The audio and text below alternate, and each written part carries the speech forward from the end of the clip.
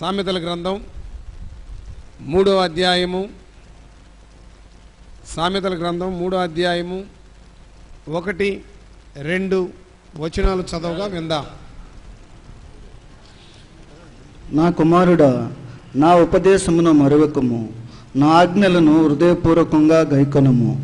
అవి దీర్ఘాయువును సుఖజీవముతో గడుచు సంవత్సరములను శాంతిని నీకు కలుగజేయును. దయను సత్యమును ఎన్నడును నేను ఇడిచిపోనీయకము. వాటిని కంఠభూషణముగా ధరించుకొనుము. దేవుని యొక్క మాటలు వినడానికి, దైవాశీర్వాదాలు పొందుకొనుటకు విశ్వాసముతోనూ దేవుని ఆత్మ నడిపింపుతోనూ ఆయన దివ్య సన్నిధానం ఇచ్చేసిన నా తోటి సహోదరి సహోదరులైన, ప్రియులైన, పెద్దలైన, పిన్నలైన, గౌరవనీయులైన మీ అందరికీ కూడా ప్రభు అయిన యేసుక్రీస్తు నామమున ఇమ్మానుయేల్ ప్రార్థనా గోపుర పక్షంగా నా హృదయపూర్వక ధన్యవాదాలు తెలియజేసుకుంటూ ఉన్నాను. దేవుడు మిమ్మల్ని ఆశీర్వదించును గాక. క్రీస్తునందు ప్రియులారా, దైవవాక్యములో వ్రాయబడిన మాట, దేవుని యొక్క ఆజ్ఞలు ఎవరైతే అంగీకరిస్తారో, ఎవరైతే గైకొంటారో, ఎవరైతే ఆ ప్రకారం నడుస్తారో, దేవుడు వారికి నెమ్మదిని, దీర్ఘాయువును, శాంతిని, సుఖముగా వెళ్ళబోచ్చు సంవత్సరములను దేవుడు వారికి అనుగ్రహిస్తారట. దేవుని ఆజ్ఞలు గైకొనే వారికి. నా కుమారుడా, నా మాట ఏమని రాయబడిందండి?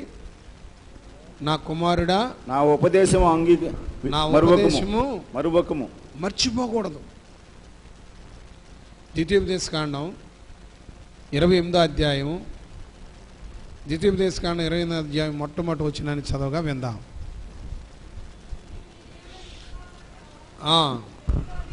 నీవు నీ దేవుడైన యెహోవా మాట శ్రద్ధగా విని నేడు నేను నీకు ఆజ్ఞాపించుచున్న ఆయన ఆజ్ఞలన్నింటినీ అనుసరించి నడుచుకొనిన ఎడల నీ దేవుడైన యెహోవా భూమి మీదనున్న సమస్త జనుల కంటే నిన్ను హెచ్చించును. చాలు.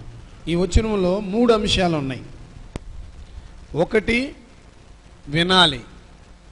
ఎట్లా వినాలి? శ్రద్ధగా వినాలి. 2, ఏం రాయబడింది?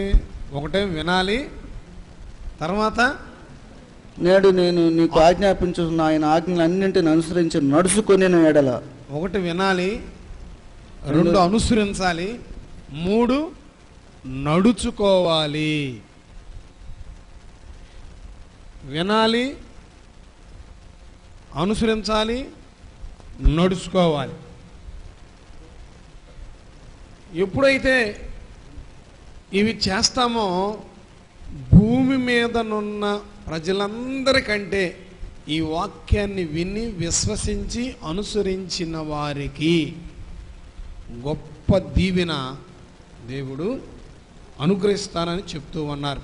ప్రియులారా, వాక్యము నమ్మదగినది. వాక్యము మనకు మన బాధలలో నెమ్మది కలగజేసేది. వాక్యము అనగా దేవుని వాక్కు. దేవుని నామ స్తోత్ర. వాక్యం అనగా దేవుని మాట. మన జీవితాలు బాగుండడానికి, మనం ఆయన సిద్ధపరిచిన మేలును పొందుకొనడానికి, ఆయనతో కూడా ఆయన రాజ్యంలో ప్రవేశించడానికి ఆయన మాట్లాడిన మాటలే దేవుని వాక్యము. దేవుని నామ స్తోత్ర. ప్రియులారా, ఈ వాక్యాన్ని వినిన వారికి, విశ్వసించిన వారికి, నడుచుకునే వారికి దీర్ఘాయువు దయచేయబడుతుంది. దీర్ఘాయువు దయచేయబడుతుంది. సుఖముగా వెళ్ళబుచ్చు సంవత్సరాలు దేవుడు వారికి అనుగ్రహిస్తారు. శాంతిని అనుగ్రహిస్తాడు, సమాధానాన్ని అనుగ్రహిస్తాడు, నెమ్మదిని వారికి అనుగ్రహిస్తారు. ప్రియులారా, దైవవాక్యాన్ని మనం వింటున్నామా? దైవవాక్యాన్ని మనం చదువుతున్నామా? దైవవాక్యానుసారంగా మనము ప్రవర్తించడానికి ఇష్టపడుతున్నామా? మనల్ని మనం పరిశీలన చేసుకున్నట్లయితే చాలా మంచిది.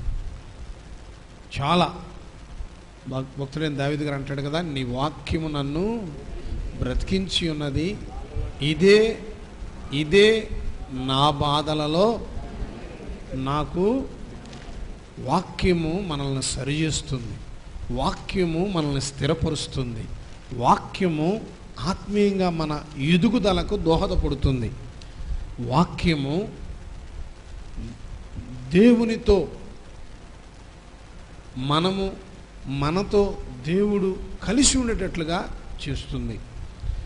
అదే యోహాను సువార్త 15:7 రాయబడి ఉంటుంది, నా యందు మీరును మీ యందు నా మాటలను నిలిచి ఉన్న ఎడల మీకు ఏది ఇష్టమో అడుగుడి, అది మీకు.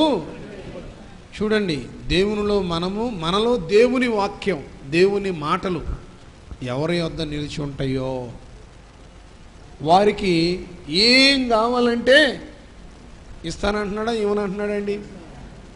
ఇస్తానంటున్నాడు. ప్రియులారా, దైవవాక్యాన్ని నిర్లక్ష్యం చేయకూడదు.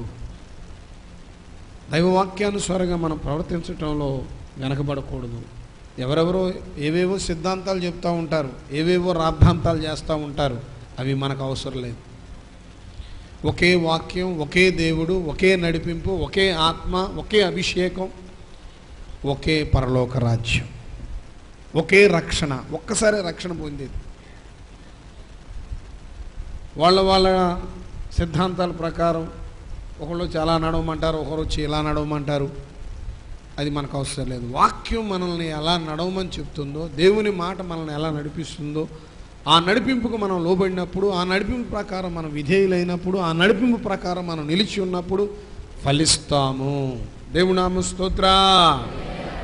ప్రియులారా, ఈ వాక్యాన్ని విని విశ్వసించుడు ద్వారా ఎంత వర్ధిల్లుతామో, రాజైన దావీదు గారు ఆయన ఆఖరి దినాలలో, మొదటి రాజుల గ్రంథం 2వ అధ్యాయము 3-4 వచనాలలో రాజైన దావీదు గారు తన తర్వాత రాజుగా అభిషేకించబడిన సొలొమోనును పిలిచి తండ్రిగా తన కుమారుడికి, అయ్యా ఈ భూములు జాగ్రత్త, ఈ భోషానం జాగ్రత్త, ఇదిగో ఈ నగలు జాగ్రత్త, ఇల్లు జాగ్రత్త, పిల్లలు జాగ్రత్త, ఇవి చెప్పబోయే మునుపు ఆయన చెప్పిన మొదటి జాగ్రత్త ఏమిటంటే, చదవండి, మొదటి రాజుల గ్రంథం 2వ అధ్యాయము 3-4 వచనాలు. నీ దేవుడైన యెహోవా అప్పగించిన దానిని కాపాడి ఆయన మార్గములను అనుసరించిన ఎడల నీవు ఏ పని పూనుకొనెను, ఎక్కడ తిరిగినను అన్నింటిలో వివేకమున నడుచుకొందువు. మోషే ధర్మశాస్త్రంలో వాయబడి ఉన్న దేవుని కట్టడలను, ఆయన నియమించిన ధర్మమంతటిని, ఆయన న్యాయ విధులను, శాసనములను గైకొనుము.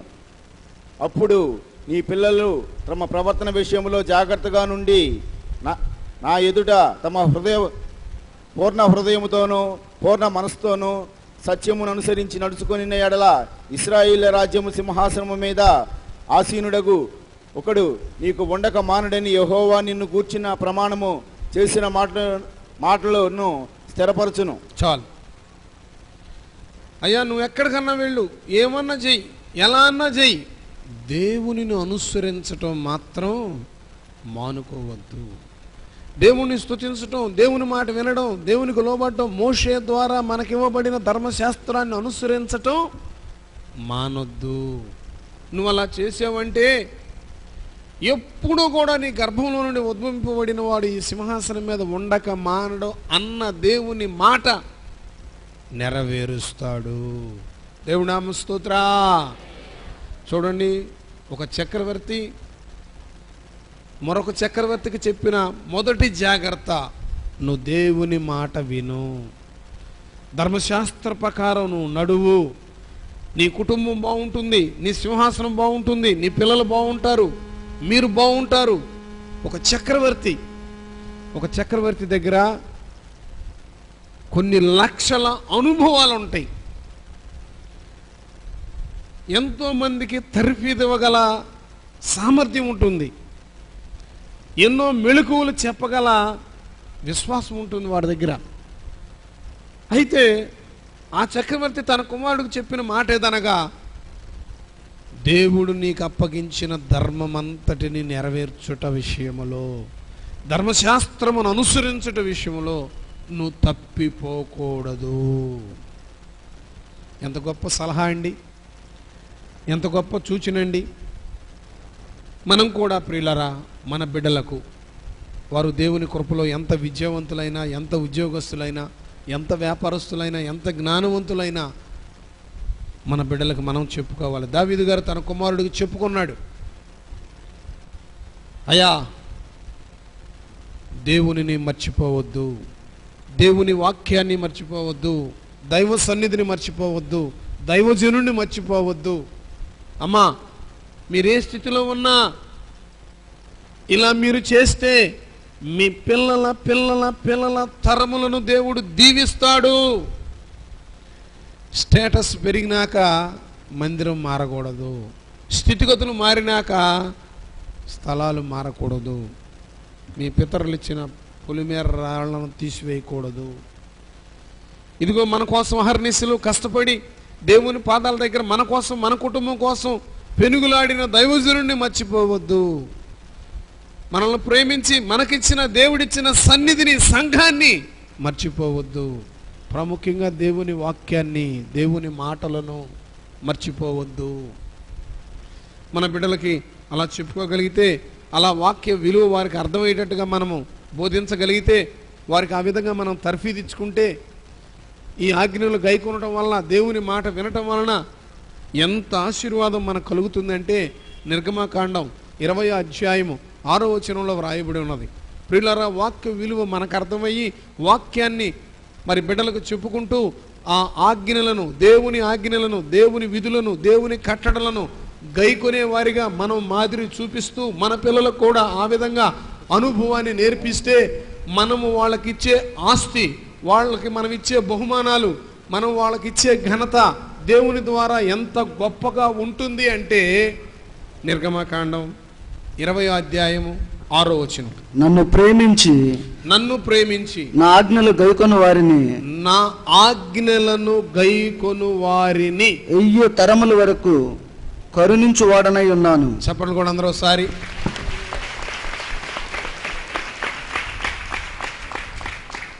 ఎంతవరకు అంటండి?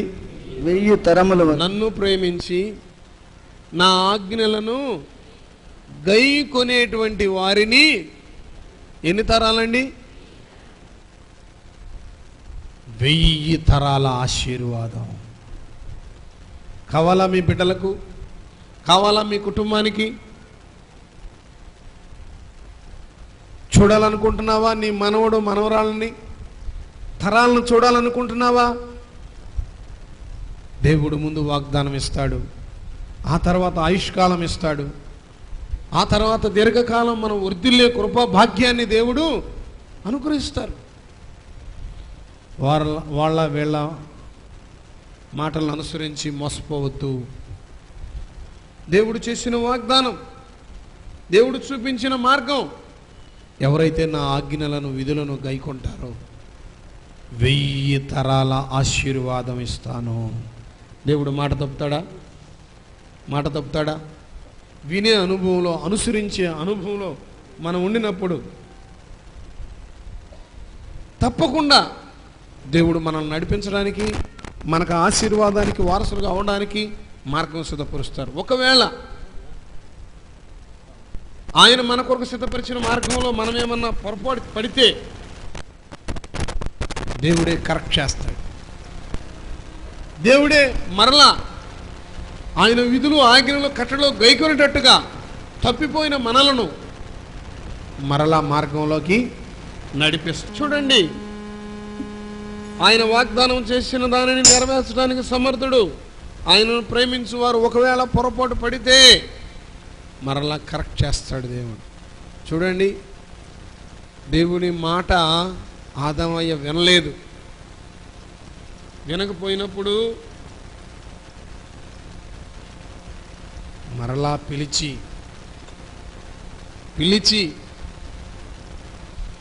చర్మపు చొక్కాయలనిచ్చి మరలా వారి సహజీవన విధానాన్ని దేవుడే ఏర్పాటు చేశాడు. దేవుడే వాళ్ళని బలపరిచాడు. అట్లాగే ఎన్నిసార్లు మనం దేవుని మాట వెనక తప్పిపోయామో, ఆజ్ఞలు గైకొనడంలో తప్పిపోయామో, ఆ విషయాల్ని దేవుడే కరెక్ట్ చేస్తాడు. మన దేవుడు మాట్లాడే దేవుడు. ఆదామయ్య చెప్పిన మాట వినలేదని చంపేశాడా? తప్పిపోయాడని శపించాడా? మరలా ఈ విధంగా మీరు బ్రతకండి, ఈ విధంగా మీరు బలపరచబడండి. అట్లాగే మనం ఎక్కడ ఆయన ఆజ్ఞ తప్పిపోయామో, ఎక్కడ కోల్పోయామో, ఎక్కడ మనం పడిపోయామో అక్కడ మాట్లాడతాడు. ఆయన మనతో మాట్లాడతాడు. మాట్లాడి మనల్ని బాగా సరిచేస్తాడు. క్రీస్తునందు ప్రియ దేవుని బిడ్డ, ఎవరైతే ఆ దేవుని మాట నిజమని, దేవుని వాగ్దానం నిజమని, దేవుని చిత్తం నెరవేర్చుట ఆశీర్వాదం అని నమ్ముతారో, విశ్వసిస్తారో వాళ్ళని దేవుడు చేయి విడవడం. కారణం ఏంటంటే మాట ఇచ్చాడు. ఎవరు వాక్యాన్ని, ఆజ్ఞలను, విధులను, కట్టడలను గైకుంటారో వాళ్ళకి ఎన్ని తరాలు ఇస్తారన్నాడండి? మరి ఆశీర్వాదం పోగొట్టుకుంటాం దేవునికి ఇష్టం కాదు. మళ్ళా తన బిడ్డను కరెక్ట్ చేస్తాడు. నువ్వు వాక్యాన్ని వింటుంటే, వాక్యాన్ని చదువుతుంటే, ఆజ్ఞలను గైకుంటుంటే దేవుడు నీతో మాట్లాడతాడు. ఆయన మెల్లని స్వరమును నువ్వు వినొచ్చు. ఆ స్వరం నిన్ను సరిచేస్తుంది, ఆ స్వరం నిన్ను ఆదరిస్తుంది, ఆ స్వరం నిన్ను బలపరుస్తుంది, ఆ స్వరము దైవ సన్నిధికి నిన్ను దగ్గర చేస్తుంది, దేవుని పాదాల దగ్గరకు చేరుస్తుంది. ఆ మెల్లని స్వరం. ప్రియ దేవుని బిడ్డ, ఆజ్ఞలను గైకొంటున్నావా? 119వ కీర్తన 165వ వచనములో ఆజ్ఞలు గైకొనే వారి జీవితం, ఆజ్ఞలు గైకొనే వారి సంఘం, ఆజ్ఞలు గైకొనే వారి కుటుంబం, ఆజ్ఞలు గైకొనే వారి పరిచర్య, ఆజ్ఞలు గైకొనే వారి సహజీవన విధానము ఎలా ఉంటుందో భక్తుడైన దావీదు గారు తన అనుభవం ద్వారా చెప్పారు. 119వ కీర్తన 165వ వచనం. నీ ధర్మశాస్త్రమును ప్రేమించు వారికి, నీ ధర్మశాస్త్రమును ప్రేమించు వారికి ఎంతో నెమ్మది కలదు, ఎంతో నెమ్మది కలదు. ఈ దినాన నెమ్మది లేని వారు ఈ మాట చదువుకుంటే ఎంత ఆశీర్వాదమో. నీ ధర్మశాస్త్రమును ప్రేమించు వారికి ఎంతో నెమ్మది కలదు.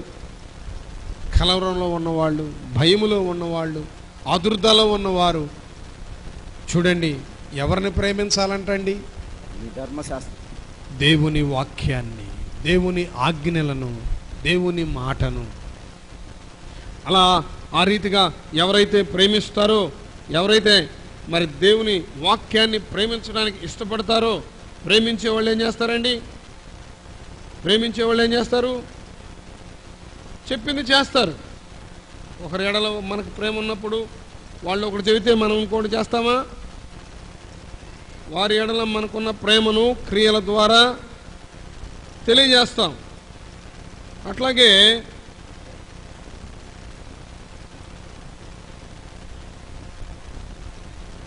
దేవుని యొక్క ధర్మశాస్త్రాన్ని ప్రేమిస్తే ఏం కలుగుతుంది? నెమ్మది. ఎంత ఇంత వింత, ఎంతో ఎంతో నెమ్మది కలుగుతుంది. వాక్యాన్ని ప్రేమించాలి.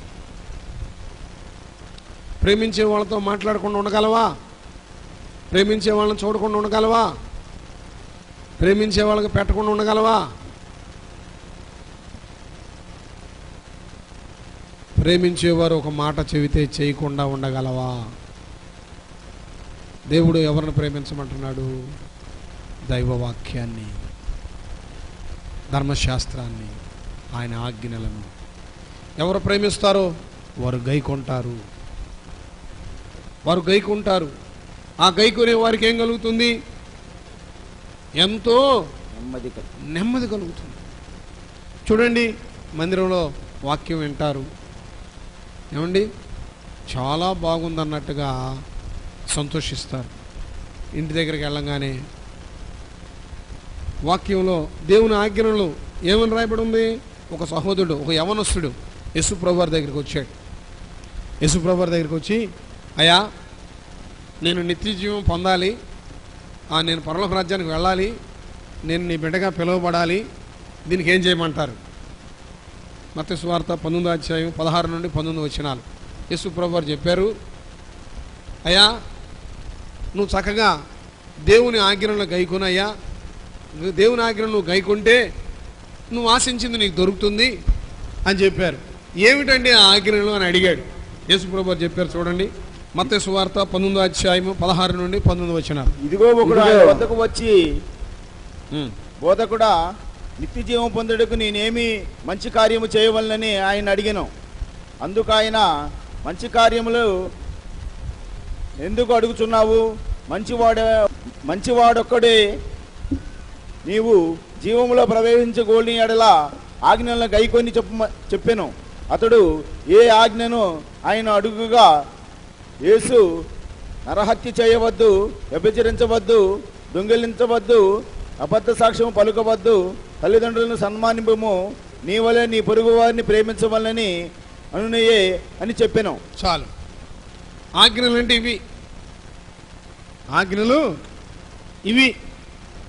నీ తల్లిదండ్రులు ప్రేమించు, దొంగిలొద్దు, అబద్ధ సాక్ష్యం చెప్పొద్దు, పొరుగు వారిని ద్వేషించవద్దు. ఈ ఆజ్ఞలు దేవుని మాటలు, ఇవి నువ్వు గైకొనయ్యా, నువ్వు చక్కగా దేవుని రాజ్యాన్ని స్వతంత్రించుకుంటావు, దైవరాజ్యంలో నీకు స్థానం ఉంటుంది అని చెప్పారు. మరి మందిరంలో కూడా దేవుని వాక్యాలు, దేవుని వాగ్దానాలు, దేవుని యొక్క మన ఎడల ఆయనకున్న ప్రణాళికను చెప్తూ ఉంటారు. ఇక్కడ చక్కగా వింటారు. ఇంటి దగ్గరికి వెళ్ళంగానే ఏమండి, ఒక బిందె నీళ్ళ కోసం కుళాయిల దగ్గర చూడాలి ఇలా భక్తి జీవితం. కుళాయిల దగ్గరికి వెళ్ళినాక ఏమండి, నా బింది ముందు, నా బింది ముందు, ఏంటే నీ గొప్ప, ఏమిటి నీ గొప్ప, అదేమిటి, ఇదేమిటి, ఇదేమిటి, అదేమిటి అని అట్లా లాక్కుని అటపడదోసుకుని ఇక ఒకరినొకరు తిట్టుకుంటూ మొదలు పెట్టుకుంటారు. ఏమండి, ఒకరినొకళ్ళు తిట్టుకుంటూ మొదలు పెడతారు. మరి దేవుని ఆజ్ఞలను గైకునే వారికి అంత కోపం ఉండొచ్చా? ఒకరి ఎడల మరొకరు అలాంటి శాపవచనాలు వచించవచ్చా? ఒకరి ఎడల ఒకరు దుమ్మెత్తి పోసుకునేటట్టుగా ప్రవర్తించవచ్చా? వారు దేవుని ఆజ్ఞలను గైకునేవారైనా, 1000 తరాల ఆశీర్వాదం కావాలనుకునేవారైనా, నెమ్మది కావాలి అనుకునేవారైనా చక్కగా మందిరంలో వాక్యం చదువుతారు, రెఫరెన్స్ చెప్పకముందే టకటక చదివేస్తారు, ప్రార్థన అనంగానే అనర్గళంగా చేస్తారు. ఏమండి, సాక్ష్యం చెప్పమంటే చక్కగా చెబుతారు. మరి ఎదుటి వారి ఎడల నిన్ను వలే నీ పొరుగు వారిని ప్రేమించు అన్న ఆజ్ఞ దేవుడు చెప్పాడా, మనుషులు చెప్పారా? నీ తల్లిదండ్రులను ప్రేమించు అని దేవుడు చెప్పాడా, మాస్టర్ గారు చెప్పాడా? దొంగిలొద్దు, వ్యభిచరించొద్దు, నరహత్య చేయొద్దు అని దేవుడు చెప్పాడా, సంఘ పెద్దలు చెప్పారా? మరి దేవుని ఆజ్ఞలు కదా, విధులు కదా, గైకొనాలి కదా. ఆ గైకొనే విషయంలో వెనకబడుతున్నాం, నెమ్మదిని పోగొట్టుకుంటున్నాం. బాగా గమనించండి. దేవుని ఆజ్ఞలు మనం గైకొనే వారిగా ఉండాలి. కొంచెం నష్టం కలిగింది, కొంచెం కష్టం కలిగింది, కొంచెం అభ్యంతరం వచ్చింది, ఆటంకం వచ్చింది, ఓర్చుకో. నీ దేవుని ప్రేమను నువ్వు వింటున్నావు, ఆజ్ఞలు గైకొంటున్నావు అనేటువంటి సాక్ష్యాన్ని నువ్వు పొందుకో. ఎప్పుడైతే అలా మనం చేస్తామో దేవుడు ఆయన ఆజ్ఞలు గైకొన్న వారికి దీర్ఘాయువునిస్తాడు. మొదటి రాజుల గ్రంథం 3వ అధ్యాయం 14వ వచనాన్ని చూసినట్లయితే, మొదటి రాజుల గ్రంథం 3వ అధ్యాయం 14వ వచనం, దేవుని ఆజ్ఞలు గైకొన్న వారికి దేవుడు దీర్ఘాయువునిస్తాడు. మరియు నీ తండ్రి అయిన దావీదు నా మార్గంలో నడిచి నా కట్టడలను నేను నియమించిన ధర్మం అంతటిని గైకొనినట్లు నీవు నడిచి వాటిని గైకొని ఎడల నిన్ను దీర్ఘాయుష్మంతునిగా చేసేదను అనెను. చాలు. సొలొమోనుతో దేవుడు మాట్లాడుతూ ఉన్నాడు, నీ తండ్రి నా ఆజ్ఞలు గైకొన్నాడు, నీ తండ్రి నేను చెప్పిన మాట విన్నాడు, అలాగే నీవు కూడా నా ఆజ్ఞలు గైకొంటే నీకేమిస్తానన్నాడండి? దీర్ఘాయుష్నిస్తాను. ఆయుష్నిచ్చేది ఎవరండి? అది ఎప్పుడు ఇస్తాడంట?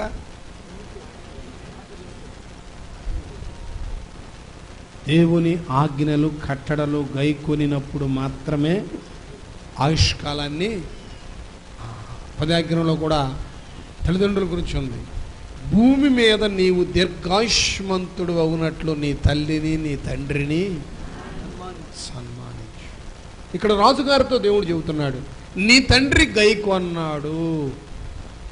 ఆ 10 కమాండ్మెంట్స్, 10 ఆజ్ఞలు, దేవుడిచ్చిన ఆజ్ఞలు, దేవుడిచ్చిన వాగ్దానాలు, దేవుడు చెప్పిన పని, దేవుని నోట వచ్చిన ప్రతి మాటని దావీదు గారు గైకొన్నాడు. నీ తండ్రి గైకొని ఆశీర్వదింపబడ్డాడు, నువ్వు కూడా గైకుంటే.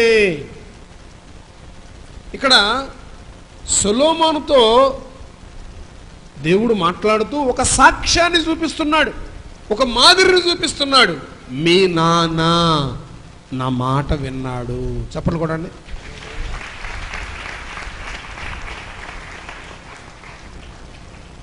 మీ నాన్న నా మాట విన్నాడు, నువ్వు కూడా నా విధులు కట్టడలో గైకొంటే నేను నీకు దీర్ఘాయుష్నిస్తాను.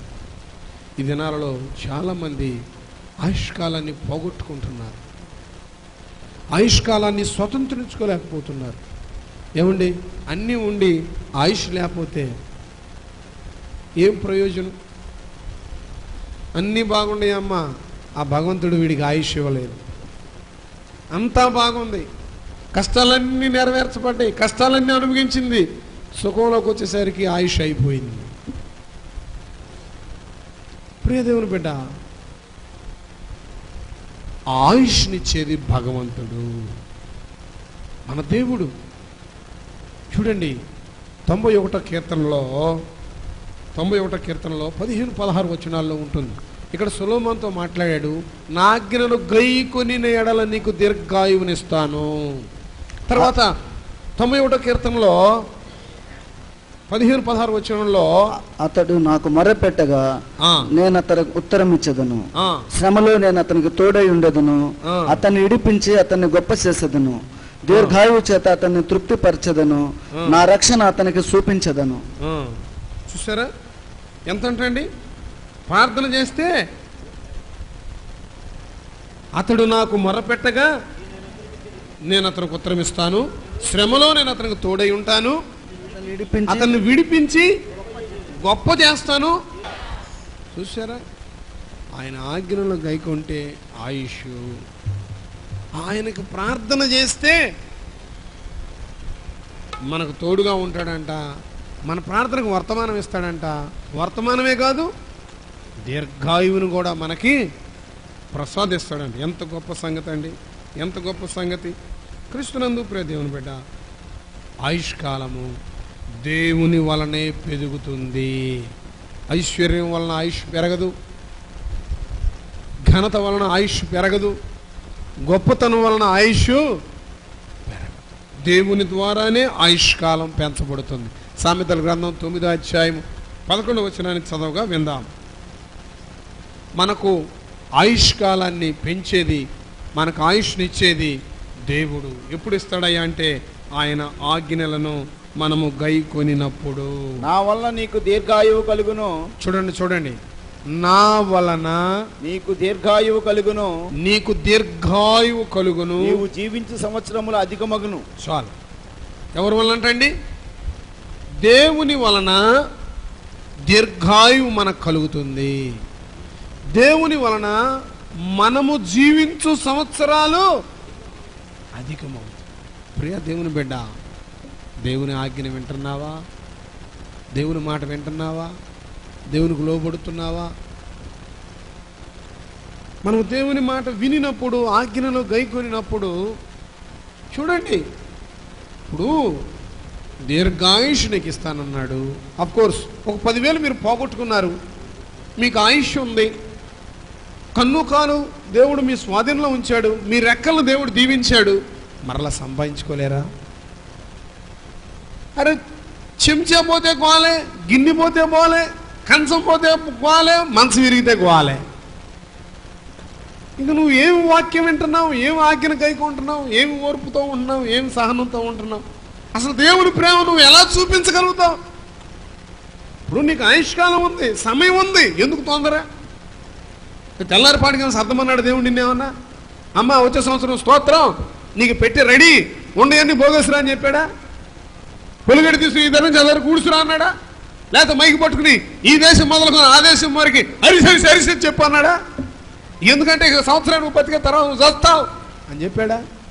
ఎందుకంత తొందర, ఎందుకంత ఆతురత, ఎందుకంత అసూయ, ఎందుకంత ఒకళ్ళ మీద ఒకళ్ళు పడి ఎరగబడి చెప్పుకుంటాం, ఎందుకు ఒకరు ఏళ్ళ ఒకరికి పక్షపాతాలు? నీకు సమయం ఉంది. ప్రభు రాక ఆలస్యం అయితే దీర్ఘాయుష్మంతుడు అవుతావు. నీ ఆయుష్కాలంలో ఎంత అనుభవాన్ని సంపాదించుకోవచ్చు, నీ ఆయుష్కాలంలో ఎంత ఘనతను సంపాదించుకోవచ్చు, నీ ఆయుష్కాలంలో దేవుని యొక్క ఎన్ని వరాలు సంపాదించుకోవచ్చు, నీ ఆయుష్కాలంలో ఎంత దిగ్విజయముగా నీ బాధ్యతను నెరవేర్చుకోవచ్చు. మరి కొంచెంకే నువ్వు దడదడలాడిపోతావు, కొంచెంకే నువ్వు అయోమయం అయిపోతావు. నువ్వు దేవుని ఆజ్ఞలో గైకోను, దేవుని మాట విను. పోయిందని, లేదని, రాలేదని బాధపడమాక, దిగులు పడమాక. దేవుడు ఒక సమయం ఇస్తాడు. నువ్వు ఆయన మాట వింటూ ఉండు, ఆయన వెంబడిస్తూ ఉండు, ఆయన వాక్యానుసారంగా నువ్వు ప్రవర్తిస్తూ ఉండు. ఆయన బలమైన హస్తాల్లో రాజ్యమకుటం లాగా నిన్ను దేవుడు వాడుకుంటాడు. వైషమ్యాలు రాకూడదు, అభ్యంతరాలు ఉండకూడదు, విశ్వాసంతో ఉండాలి. చూడండి, సామెతల గ్రంథం 10:27 ఆయుష్కాలాన్ని ఎక్కువ చేసేది ఆయనే, తక్కువ చేసేది కూడా ఆయనే. ఆయుష్కాలాన్ని ఎక్కువ చేసేది ఆయనే, తక్కువ చేసేది కూడా ఆయనే. ఎప్పుడైతే ఆయన ఆజ్ఞలు ఎవరైతే విని గైకుంటారో వాళ్ళ ఆయుష్కాలం ఎక్కువ అవుతుంది, వినకపోతారో తక్కువ అవుతుంది. సామెతల గ్రంథం 10:27 యెహోవా యందు భయభక్తులు కలిగి ఉండుట, యెహోవా యందు భయభక్తులు కలిగి ఉండుట దీర్ఘాయువునకు కారణము, దీర్ఘాయువునకు కారణము, భక్తిహీనుల ఆయుస్సు తక్కువైపోవును. చూడండి, దేవుని యందు భయభక్తులు కలిగిన వానికేమో దీర్ఘాయు ఉంటుందంట, భక్తిహీనులకేమో అసలు ఉండ ఆయుష్ కంటే కూడా తక్కువైపోతుంది. చూడండి, నువ్వు ఎంత భయం కలిగి, ఎంత భక్తి కలిగి దేవుని యందు ఉంటావో నీ ఆయుష్కాలం అంత పెరిగిపోతా ఉంటుందంట, బహుగా పెరుగుద్దంట. నువ్వు ఎంత దేవునికి సన్నిహితంగా, ఎంత దేవునికి వాక్యాన్ని ప్రేమించే వ్యక్తిగా, ఆయన నీకు ఇచ్చిన బాధ్యతని దేవుణ్ణి ప్రేమిస్తూ, చూడండి, ప్రేమ గల వారికి అంటండి పని సులువుగా ఉంటుందండి. ప్రేమ కలిగిన వారికి పని, దేవుడు నాకు ఈ పని అప్పచెప్పాడు, నేను దేవుడిని ప్రేమిస్తున్నా, ఎంతమంది వచ్చినా నేను ప్రార్థన చేయగలను, ఎంత నాకు బాధ్యత అప్పగిచ్చినా నేను చేయగలను. ఎందుకంటే నేను దేవుడిని ప్రేమిస్తున్నాను కనుక ఆయన ఇచ్చిన పని నాకు సులువుగా ఉంటుంది. అదే నేను దేవుని ప్రేమించకపోతే, దేవుని వాక్యాన్ని గైకొనకపోతే, వాక్యానుసారంగా నేను ప్రవర్తించకపోతే భారంగా ఉంటుంది, చాలా ఇబ్బందిగా, ఇన్కన్వీనియంట్గా ఉంటుంది. ఇక్కడ చూడండి ఎంత స్పష్టంగా రాయబడిందో వాక్యం. యెహోవా యందు భయభక్తులు కలిగిన వానికి దీర్ఘాయువును అనుగ్రహిస్తాడు, భక్తిహీనుడికి ఆయుష్ తక్కువైపోవును. ఆయుష్ తక్కువైపోదు. 9వ కీర్తన 17వ వచనం చూస్తే, దేవుణ్ణి మర్చిపోతే, వాక్యాన్ని మర్చిపోతే, వాగ్దానాన్ని మర్చిపోతే పడిపోవటమే వాళ్ళంతము. దుష్టులను దేవుని మరచి జనులందరూ పాతాళమునకు దిగిపోవుదురు. చూడండి, మళ్ళీ చదువయ్యా. దుష్టులను దేవుని మరచు జనులందరును, దేవునిని మరచు జనులందరును పాతాళమునకు దిగిపోవుదురు. పాతాళమునకు, దుష్టులు దేవుని మరిచిపోయే వాళ్ళని. ప్రియులారా, ఎప్పుడు మన జీవితంలో దేవుని అద్భుత కార్యాలను మర్చిపోకూడదు. తోటివారు నీకు చేసిన సహాయం మర్చిపోకూడదు, ఆ మొదటి స్థితి మర్చిపోకూడదు, ఆ మొదటి ప్రేమను మర్చిపోకూడదు. ఏమీ లేనప్పుడు పచ్చడి పెట్టిన వాళ్ళని కూడా మర్చిపోకూడదు. ఆ సమయంలో మనకు అది చాలా అమృతంతో సమానం. ఇవాళ నీకు పంచపక్ష ప్రమాణాలు ఉండొచ్చు, నువ్వు ఆ చూపు మీద ఉండకూడదు, ఆ స్టేటస్లో ఉండకూడదు, ఆ లెవెల్లో నువ్వు మెయింటైన్ చేయకూడదు. లేనప్పుడు నిన్ను పిలిచి ప్రేమతో నీకు పచ్చడి పెట్టిన వాళ్ళని నువ్వు మర్చిపోకూడదు. అట్లాగే ఏమీ లేనప్పుడు దేవుడి సన్నిధిలోను గోరి పట్ట కట్టుకుని బూడిద పోసుకుని ఉపవాసం ఉండి ప్రతిష్ఠించుకుని అంగలార్చేవే, గోజాడావే, తల్లడిల్లిపోయావే. నీ అంగలార్పుని నాట్యంగా మార్చిన దేవుణ్ణి నువ్వు మర్చిపోకూడదు. ఆ దేవుడి సన్నిధి నుండి నీకు పంపించిన దీవెనను అనుభవిస్తూ ఆ సన్నిధిని నువ్వు మర్చిపోకూడదు. దుష్టులను దేవునిని మరచువారును పాతాళమునకు దిగిపో. పిల్లరా, ఎవరో ఏదో అన్నారని దేవుని మర్చిపోతామండి? ఎవరో ఏదో చేశారని మందిరాలు మానుకుంటామండి? ఎవరో ఏదో అనుకుంటారని నీకు అప్పగిచ్చిన బాధ్యతను మానుకుంటామండి? అలా చేస్తే మనము భక్తిహీనులం అయిపోతాం. అలా చేస్తే మనము దేవునిని ప్రేమించేవారము కాదు. అలా చేస్తే దేవుణ్ణి మరిచిపోయేవారు అయిపోతాం. ప్రియ దేవుని బిడ్డ, దేవుని వలన మనకు దీర్ఘాయువు లభిస్తుంది. దేవుని మాట వింటే, దేవుని ఆజ్ఞలు గైకొంటే, ఆయన చిత్తానుసారంగా మనం నడిస్తే ఆయుష్కాలం పొడిగించబడుతుంది. చూడండి,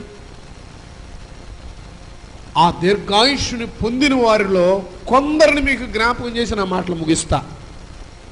చాలామంది ఉన్నారు దేవుని దయ వలన ఆయుష్కాలాన్ని, దేవుని మాట విని దేవుని ఆజ్ఞలు గైకొని ఆయుష్కాలం పొందిన వారు చాలామంది ఉన్నారు. ఒక ముగ్గురిని లేదా నలుగురిని జ్ఞాపకం చేసి ముగిస్తా. యోబు గ్రంథం 42 అధ్యాయము 16 వచనం, ఆఖరి వచనం. యోబు గ్రంథం 42 అధ్యాయము 16 వచనం. అటు తరువాత యోబు 140 సంవత్సరాలు బ్రతికి 140 సంవత్సరాలు బ్రతికి తన కుమారులను కుమారుల కుమారులను 4 తరముల వరకు చూచెను. చూసారా? పిమ్మట యోబు కాలము నిండిన వృద్ధుడై మృతుడైను. చూడండి, యోబు 140 సంవత్సరాలు బ్రతికాడంటండి.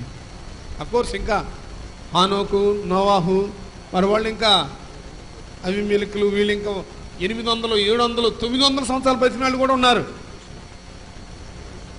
అందరికంటే ఎక్కువ బతికిన మెతుషేలా ఉన్నాడు, 969 సంవత్సరాలు. సరే, మనం ఊహించుకుంటానికి కూడా దాంట్లో దశమ భాగం కూడా మనకు లేదులే. 969 దశమ భాగం ఎంత అండి? సరే, మనము దేవుని ఆజ్ఞలను గైకుంటే దీర్ఘాయుష్మంతులం అవుతాం. చప్పటి పడిన అందరూ ఒకసారి దేవుని నామ స్తోత్ర. ప్రియులారా, ఇక్కడ యోబు 140 సంవత్సరాలు బ్రతికి 4 తరాలను చూశాడంటండి. మరి యోబు ఎలాంటి వాడు? తెల్లవారక మునిపే తన కుటుంబం నిమిత్తం, తన పిల్లల నిమిత్తం, తన నిమిత్తం బలులు అర్పిస్తూ చెడును విసర్జించి యెహోవా యందు భయభక్తులు కలిగిన వాడు. చూసారా? ఎప్పుడైతే భయం ఉంటుందో, భక్తి ఉంటుందో, దేవుని ఆజ్ఞలను, ధర్మశాస్త్రాన్ని ప్రేమిస్తారో, ఆ ప్రకారం నడుస్తారో, మొదటిదిగా వారి ఆయుష్కాలం పొడిగించబడుతుంది.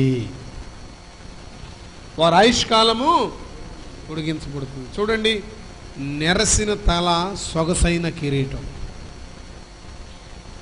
మన ఇంట్లో వృద్ధులు ఉండడం మన ఇంటికి కిరీటము. దేవునామ స్తోత్ర.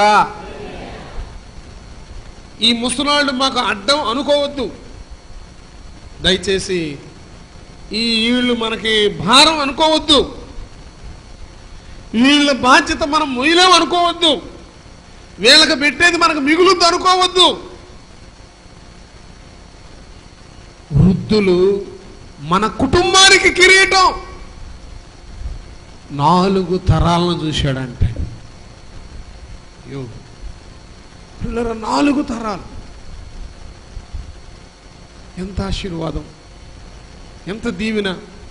దేవుని యందు భయం కలిగి ఉన్నాడు, భక్తి కలిగి ఉన్నాడు, విశ్వాసంతో ఉన్నాడు. దేవుడు ఆయుష్కాలాన్ని పొడిగించాడు. యోబు దేవుని యందు భయభక్తులు కలిగి ఉన్నాడు. ఈ పిలుపులు అవమానకరమైనవి. ముసిల్ది ముసిలాడు, నా యజమానుడు, నా తండ్రి, మా తాతగారు, మా ముత్తాతగారు, మా గ్రాండ్ మా గౌరవించుకోవాలి, బాగా గౌరవించుకోవాలి. ఒకరి ఎడలో ఒకరు గౌరవించుకోవాలి. చాలా జాగ్రత్తగా ఉండాలి.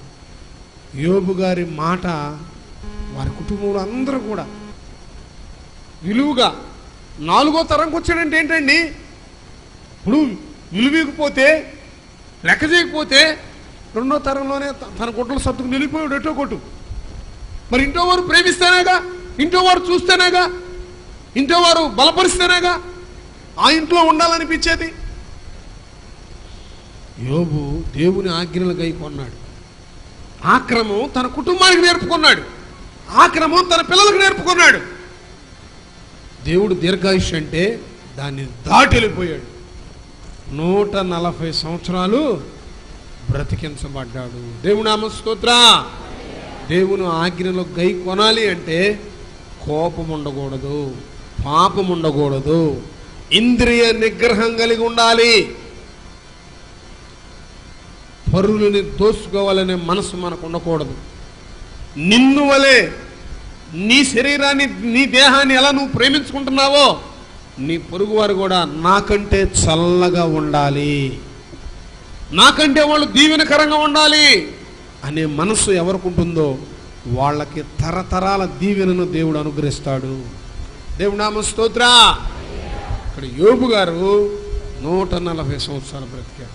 ఆ తర్వాత ఆదికాండము 25వ అధ్యాయము 7-8 వచనాలు చదవగా విందాం. ఆదికాండము 25వ అధ్యాయము 7-8 వచనాలు. అబ్రహాము బ్రతికిన సంవత్సరములు 175 సంవత్సరాలు. అబ్రహాము నిండు వృద్ధాప్యమునకు వచ్చిన వాడై మంచి ముసలితనమును ప్రాణమును విడిచి మృతి పొంది తన పితరుల యొద్దకు చేర్చబడెను. చూసారా, అబ్రహాం గారు బ్రతికిన దినాలు